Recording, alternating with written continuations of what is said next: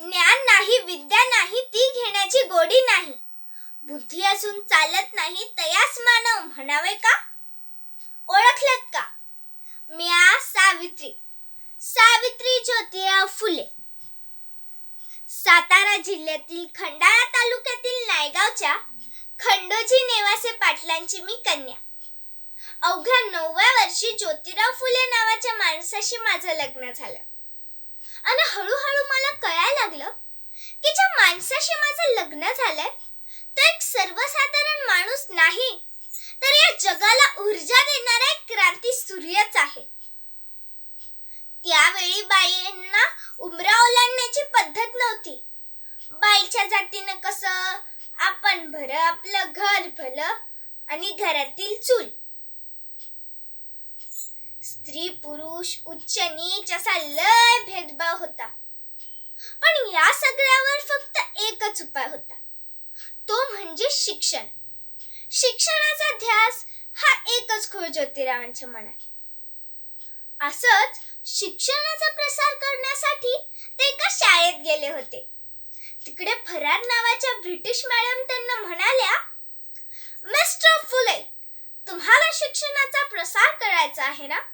So educate and women first, because if a woman educated, the whole house will be educated. पण तुम्ही लोक वुमनला घराच्या बाहेरच जाऊ देत नाही. So bad, मिस्टर फुले. झालं, ते आले ते माझ्याकडे पाटी पेन्सिल घेऊनच आणि म्हणाले, सावित्री, आजपासून मी तुला शिकवणार. आणि झालं सुरू माझा अभ्यास. बे के बे, बे दुनी 4, बे त्रिक 6, काना मात्रा विलांट्या आकार उकार सार मी लिहायला शिकले, वाचायला शिकले आणि बघता बघता काव्य सुद्धा रचू लागले. आणि अशातच 1 जानेवारी, होय शनिवार दिनांक 1 जानेवारी 1848 पुण्यातील भिडेवाड्यात आम्ही सर्वधर्मीय मुलींसाठी पहिली शाळा सुरू केली. आणि मी पहिली शिक्षिका आणि मुख्याध्यापिका सुद्धा. शेळपाट्यासारखं जगलात तर काम तमाम होईल, पण जर वाघासारखं जगलात तर नाम होईल. पण समाजाचं मात्र धर्म बुडाला म्हणून कोल्हेकुई सुरूच होती. अहो, एखाद्या सामान्य माणसाने शिक्षण घेतलं तर त्यात कोणाचा धर्म बुडतो?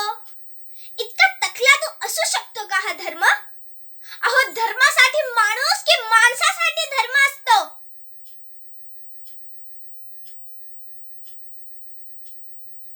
शाळेत जाताना शेण फेकलं, मी सहन केलं.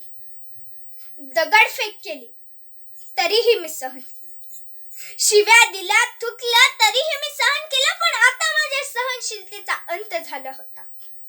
आणि तेवढ्यातच एक धतिंगड माझ्या समोर येतो आणि म्हणतो, एक दिवणे, कुठे निघालीस? आधी आमच्या पोरी बाईंना शिकवणं बंद कर. तुला तुझी आबरू प्यारी आहे की ती शिक्षण?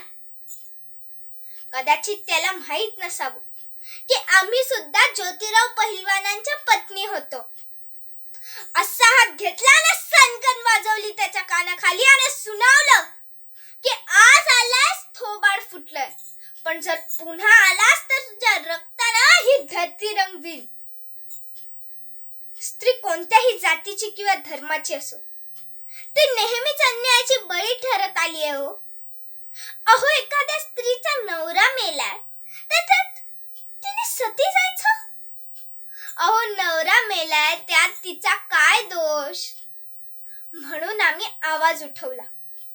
इंग्रज सरकारांकडे मागणी सुद्धा केली. इंग्रज सरकारांनी सती प्रथा बंद केली. तसेच विधवा महिला काशीबाई, हिच्या मुलाला आम्ही दत्तक घेतलं आणि त्याचं नाव ठेवलं यशवंत. त्याच्या धुडू पावलांनी कसं आमचं अंगण भरून जायचं. त्याला वाढवलं, मोठं केलं आणि डॉक्टर सुद्धा बनवलं. पण एकदा पुण्यात प्लेगची साथ पसरली होती. टाक्यात गाठी येऊन लोक पटापटा मरू लागली होती. मग मी यशवंताला सांगितलं, यशवंता, आपल्याला यशवंताने हॉस्पिटल उभारलं. मी त्या रुग्णांचा उपचार करीत होते. पण प्लेग हा संसर्गजन्य रोग होता. तो कधी ना कधी मला होणार होता, माझ्या यशवंतालाही होणार होता. पण मुळीच आम्ही जगलो या समाजासाठीच ना. आणि या समाजासाठीच सेवा करताना जर मरण पत्करलं तर हे मरणा तुझं स्वागत आहे रे.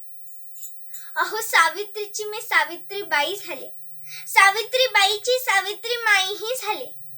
आणि बघता बघता आमच्या 18 शाळा सुरू झाल्या. सती प्रथा, केशवपण अशा चुकीच्या रूढी परंपरांवर आम्ही विरोध केला. कारण आनंद होता तो आया-बाया शिकण्याचाच.